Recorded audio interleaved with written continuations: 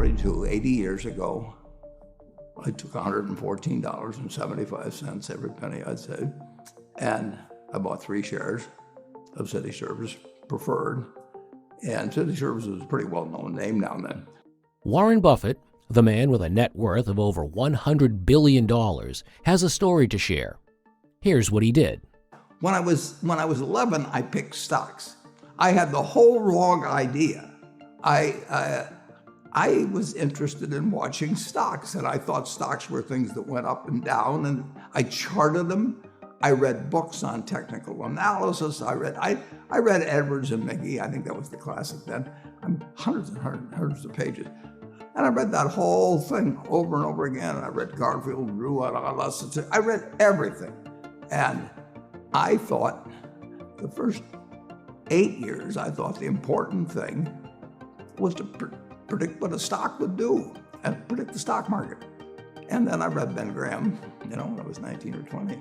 And I realized that I was doing it exactly the wrong way. But it didn't hurt that I had that background and everything. I rejiggered my mind when I read the book, The Intelligent Investor. And from that point, I never bought another stock. I bought businesses that happened to be publicly traded, but I became an owner of a business, and I did not care whether a stock went up or down the next day or the next week or the next month or the next year, and I didn't have any idea what it would do. I didn't know what the stock market would do, but I knew businesses. To have success in the long run, you've got to love what you do. Buffett believes that finding your passion and sticking to it is the key to success. By doing what you love, you'll have the motivation to keep going even when things get tough. I'm a bright guy who's terribly interested in what he does. So I've spent a lifetime doing it, and I've surrounded myself with people that bring out the best in me. And you don't need to be a genius in what I do. That's the good thing about it. If I went into physics or a whole lot of other subjects, I'd be an also-ran. But I am in a game that you don't need. You probably need 120 points of IQ, but 170 doesn't do any better than 120. It may do worse, probably do worse, but you don't really need brains. You need the right orientation. 90% of the people, I'm pulling a figure out of the air, but 90% of the people that buy stocks don't think of them the right way.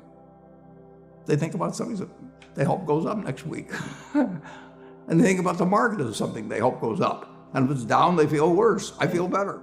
And I hope it goes down when I buy it because I'll buy more. I try to keep my competitive spirit in a game where I can win. I do know this. When I want to do something, I always want to do it big. I put my whole net worth in City Service Preferred, March 11th, 1942.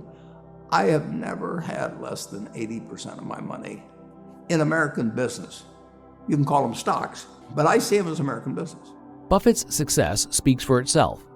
By investing in strong, stable businesses over the long term, he became one of the richest people in the world.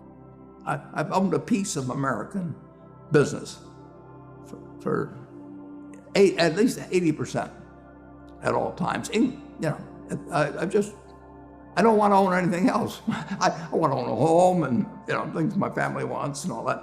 But owning 5 homes doesn't mean anything to me because I can be happy in one home, and there's a certain amount of things that go wrong with everything. And if I got 2 homes, I know I've got more problems and I don't have more happiness. I would have to honestly say that what makes me happiest is what I'm doing. I enjoy 2 things about it. One, I know I'll win over time. That doesn't mean I'll beat everybody else or anything like that, but I'm in a game that's very, very, very easy if you have the right lessons in your mind about what you're buying. I'm not buying stocks. I'm buying pieces of overwhelmingly American business. And I'm happy when that's when I'm doing it. I'm happy when stocks are going down. I'm happier when stocks are going down because I can buy more of them with the same amount of money. I'd be happy if I was a farmer. I'd want farmland to go down so I could buy more acreage. If I was, I mean, it just makes sense. And I'll tell you the second thing I really like. I like being trusted by people. And, I would rather do what I do with partners than do it sitting in a room myself, even though I might make more money that way. I need to know that I think that Berkshire Hathaway is going to be worth more money someday down the road. Not tomorrow. I want it to go down if I'm buying something. And I would say this, the world has changed a lot since that report was written. But the world changed a lot in 2000, 2 years ago. Let's pretend there is no stock market. Let's say I had to buy these privately, like you buy a farm privately, like you buy an apartment house privately. They're investments. So you're looking to say, what can I do with money I've saved to put it away so I feel good about getting it back later under any circumstances, but not necessarily on a given moment. But if I have a farm, it's going to take me a while. But people would be so much better if they actually didn't have a stock market in terms of buying businesses. But, and when you're buying businesses, don't call them stocks. When you're buying businesses, when you're buying apartment houses, sometimes when you're buying raw land, all kinds of things. There's times when you get a chance to act and do something really intelligent. It may happen once every 10 years, once every 20 years. Depends on what field you're in, where you live, what you know, all of that. But most of the important things, there's a lot of foundational work. The United States economy, and it's very easy to look at the statistics on it. I mean, more people, a greater percentage of the American population is wealthy now, or having more income now than they've ever had.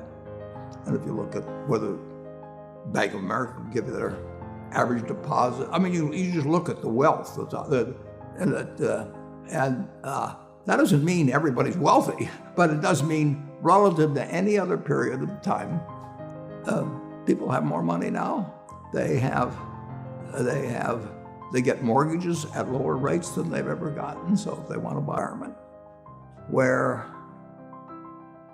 the bottom 2% in terms of income in the United States, the bottom 5%, and for sure the top 1%, all live better than John D. Rockefeller was living when I was 6 years old. John D. Rockefeller was the richest man in the world. And today, you can get better medicine, better education, better entertainment, better transportation. You can do everything better than he could. You can, it's astounding. That's in my lifetime. That if you wanted to watch a football game, he still had to go there.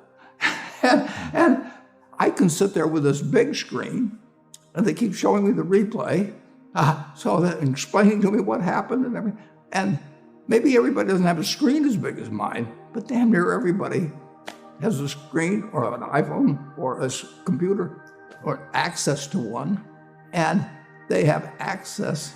I mean, when I was born, the dentist didn't use Novocaine. There's no country that's done what our country's done. If you go back 3 of my lifetimes, are looking at less than 1% of the world's population, closer to half of 1%. Half of 1% of the people in the world are sitting in this land.